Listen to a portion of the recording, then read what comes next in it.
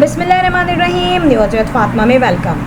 Viewers, कहते हैं कि चाहे एक यूट्यूबर हो, चाहे कोई सेलिब्रिटी हो, चाहे एक नॉर्मल पर्सन हो, हर एज के जो स्टेप होते हैं ना वो तमाम लोगों के सेम होते हैं। और यहाँ पर मुझे कुछ सेलिब्रिटीज़ के बारे में जो इन्फॉर्मेशन मिली है, जो नॉलेज मिली है कि वो अपनी एक्चुअल लाइफ में क्या क्या चीज़ें फेस कर रहे हैं, उसका यकीनन जब आप लोगों को भी पता चलेगा, जाहिर है चाहे आप एज के किसी भी हिस्से में हो, आप सास के रिश्ते में हो, बहू के रिश्ते में हो, जिठानी के रिश्ते में हो, बाप के रिश्ते में हो, बेटी के रिश्ते में हो या बेटी के रिश्ते में हो, लेकिन आप उन तमाम बातों को सुन के सोचेंगे कि दुनिया में सिर्फ ऐसा ही नहीं कि हर इंसान सोचता है मुझे ही प्रॉब्लम है। ऐसा नहीं है। जो सेलिब्रिटीज़ हमें दिखते हैं चमकते हुए शोबिज़ की लाइन में और मुख्तलिफ़ किस्म के फंक्शंस में, वो अंदर से कितने टूटे हुए होते हैं और किस किस मुश्किलात में होते हैं, वो चीज़ें वो कभी भी हमें शोबिज़ की फील्ड में नहीं बताते।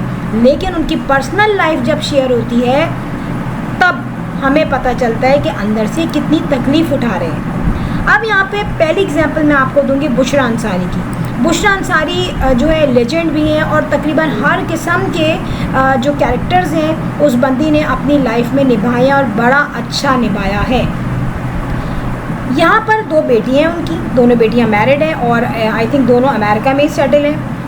यहाँ पर बुशरा अंसारी ने 36 इयर्स बाद अपने पहले शौहर से डिवोर्स लेके दूसरी शादी की। बहुत सारे लोगों ने बहुत बुरा भी कहा, बहुत सारे लोगों ने अप्रिशिएट किया, लेकिन बात यह है कि जब इस्लाम के थ्रू अगर पॉजिटिव काम है तो हम उसको बुरा नहीं कह सकते। ठीक है, उनका हक़ था, उन्होंने इस्तेमाल किया उसको। लेकिन यहाँ पे क्या हुआ कि उनकी जो बड़ी बेटी है निरेमान के बारे में भी उन्होंने बताया कि उसके बारे में भी वो कुछ परेशान है, कुछ सेटल नहीं है। फिर उनकी जो एक और बेटी मीरा आई थिंक है, उसने भी अपनी अम्मा के जब डिवोर्स लेने के कुछ ही महीनों बाद उसने भी डिवोर्स ली, उसने भी सेकंड मैरिज कर ली अमेरिका में। अब निरेमान जो है वो अपने बच्चों और हस्बैंड के साथ रह रही है, लेकिन बुशरा अंसारी ने एक इंटरव्यू में यही कहा था कि मैं निरेमान की वजह से परेशान हूँ।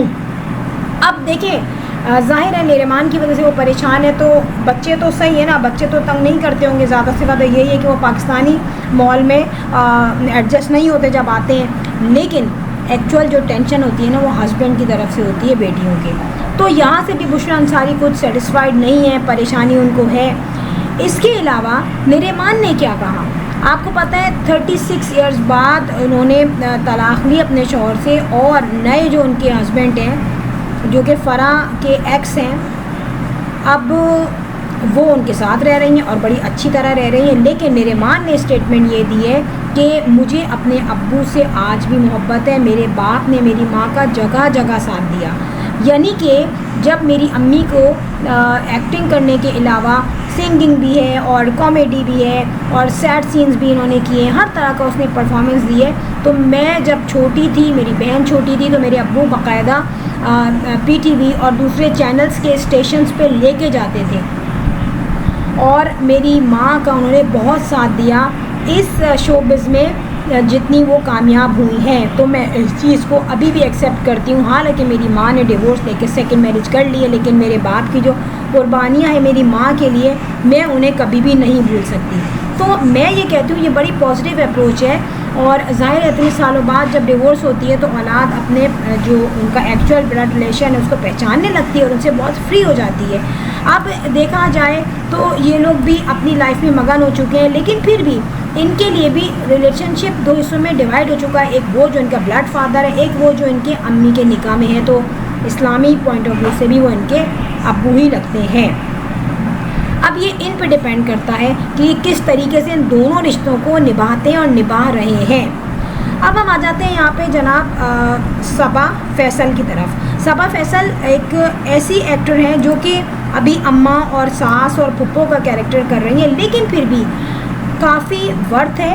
यानी कि उन्होंने अपने आप को स्टिल ग्लो में रखा है, फैशन में रखा है। ठीक है, और वो ऐसी है कि अगर वो अम्मा बनती हैं तो उसके फेस से या उसके एक्सप्रेशन से ऐसा नहीं लगता कि वो अगर गरीब है तो वो बिल्कुल ही मफलूज दिखेगी, बुढ़ी सी दिखेगी, ऐसा नहीं है।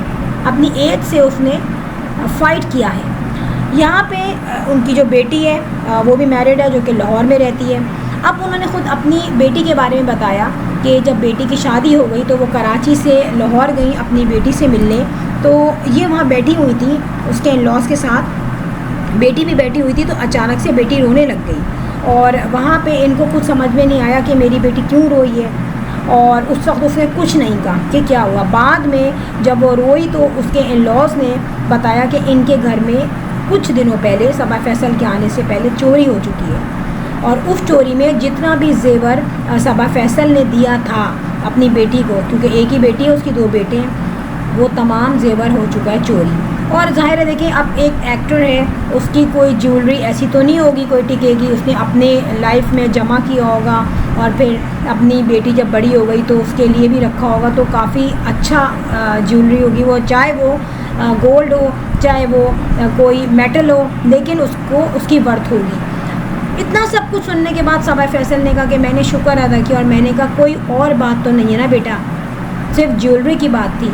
तो कभी कभी ऐसा हो जाता है कि इंसान इतना डरता है कि उसको माल की फ़िक्र नहीं रहती, आइदर डायमंड हो, आइदर गोल्ड हो, आइदर कोई और एक्सपेंसिव मेटल हो, वो ये सोचते हैं कि बेटा कहीं ऐसा तो नहीं है कि तुम्हारे इन लॉज में कोई गड़बड़ हो गई हो। तो ये जो फ़िक्र है ना, जो नॉर्मल लोग बोलते हैं कि हाँ मुझे ये फ़िक्र है यार अपनी बेटी की, ओ मुझे अपने बेटे की फ़िक्र है, तो इन सेलिब्रिटीज़ को भी वो फ़िक्रें नहीं छोड़ती, वो लगी रहती हैं उनके पीछे।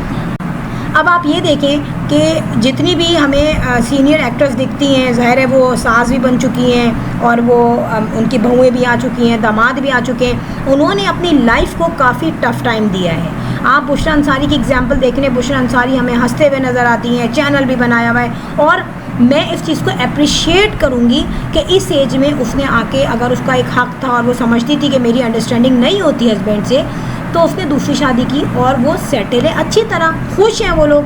तो अगर खुश रहने के साथ आप कोई जायज़ काम कर रहे हैं तो आई थिंक उसको बुरा नहीं कहना चाहिए, जबकि उसके हस्बैंड ने भी आज तक उसके अगेंस्ट में कोई जो है स्टेटमेंट नहीं दी।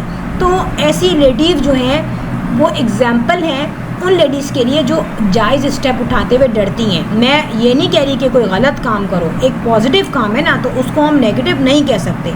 इसी तरीके से अगर हम सबा फैसल को देखें तो सबा फैसल ने जब शोबिज़ में कदम रखा था तो आई थिंक स्टार्टिंग में वो न्यूज़ पढ़ती थी, तो उसने ये बताया कि मेरे जो भाई थे वो बिल्कुल अगेंस्ट थे, वो शोबिज़ में आना पसंद नहीं करते थे, जैसे कि नॉर्मली हमारे जो ईस्टर्न कल्चर में होता है ना, उसी तरीके से उसके घर में भी था। लेकिन उसके अब्बू और एक बड़े भाई वो लेके उस बंदी को चले और उन्होंने कहा तुम जाओ शोबिज़ में, लेकिन कॉन्फिडेंस से रहो। और वाकई में एक एज गुजारी, शादी हुई, बच्चे यंग हुए, लेकिन उसके बाद भी कोई ऐसा उनका स्कैंडल नहीं बना यंग एज से टिल नाउ।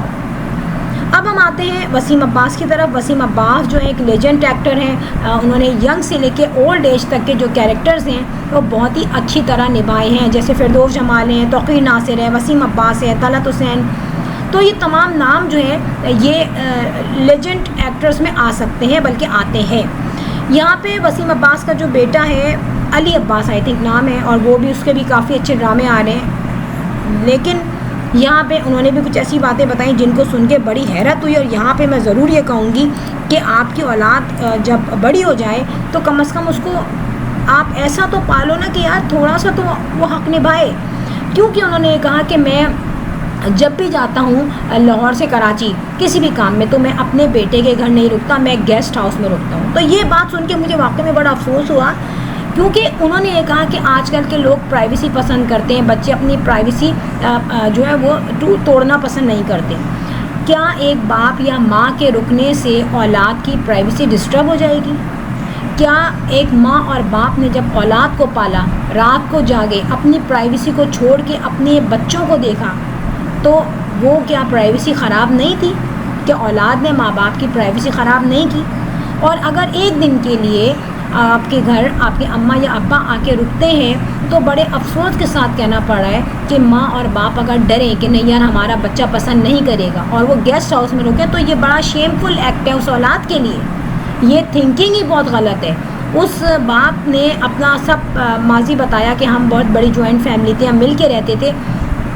वो एक अलग से सिनेरियो है। लेकिन अब वो अपने बेटे के लिए जो वर्ड कह रहे हैं कि आजकल के बच्चे प्राइवेसी पसंद करते हैं, तो प्राइवेसी है तो आपकी अपनी लाइफ है, आपके बच्चे, आप अपने अलग रह रहे हैं बिल्कुल, आपका तो मतलब सिटी चेंज है और अब्बा अलग रह रहे हैं। तो अगर आपके अब्बू आके रुक जाएंगे तो जो आपके अब्बू ने इतना बड़ा आपको पाल पोस के किया है, तो उसकी बराबरी क्या कर सकेगा 1 या 2 दिन रुकना? तो ये चीज़ तो बड़ी अफसोसनाक है।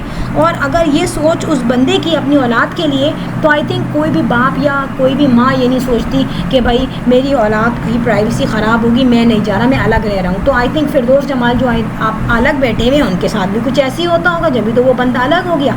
और वो बीमार भी है, कैंसर पेशेंट है, अलग हो गया, वो पागल हो गया दिमागी तौर पे, एज फैक्टर भी है कुछ। तो ये तमाम बातें बड़ा अफसोस देती हैं। और कोई भी बाप या माँ शौक़ से अलग नहीं होते, हम तो गेस्ट हाउस में रुकेंगे। अपने औलाद की मोहब्बत इतनी तो कम से कम हक़ होता है ना औलाद का कि माँ बाप ने पाला है, तो वो कम से कम रिटर्न में मोहब्बत ही ले लें औलाद से। कौन सा पैसा मांगेगा वो घर पे रुकने के बाद? लेकिन जब औलाद के लहजे में कोई ना कोई चीज़ महसूस की जाए तो माँ बाप खुद दूर हो जाते हैं। ये एक्चुअल, मैं इसलिए बात कर रही हूँ कि एक्चुअल लाइफ में लोगों के साथ ऐसा होता है, लेकिन उन्हें नहीं पता कि अच्छे अच्छे सेलिब्रिटीज़ और स्टार्स भी जर्द में आ गए हैं ऐसे लोगों की। फ्रेंड, वीडियो गई and if you like my video so hit the bell icon. और लास्ट में मैं ये कह दूँ कि मेरे आपको थोड़ा सा आवाज़ में नॉइस आपको दिखता है जो कि पंखे का है, क्योंकि ज़ाहिर है सर्दियों में तो ये पॉसिबल था कि फ़ैन ऑफ करके वॉइस रिकॉर्ड करो, बट गर्मियों में ये नामुमकिन सी बात है। वीडियो पे क्लिक कर दिया कीजिए बेल आइकॉन पर, वीडियोस मिलती रहेंगी आपको। I am going signing off, अल्लाह हाफिज़।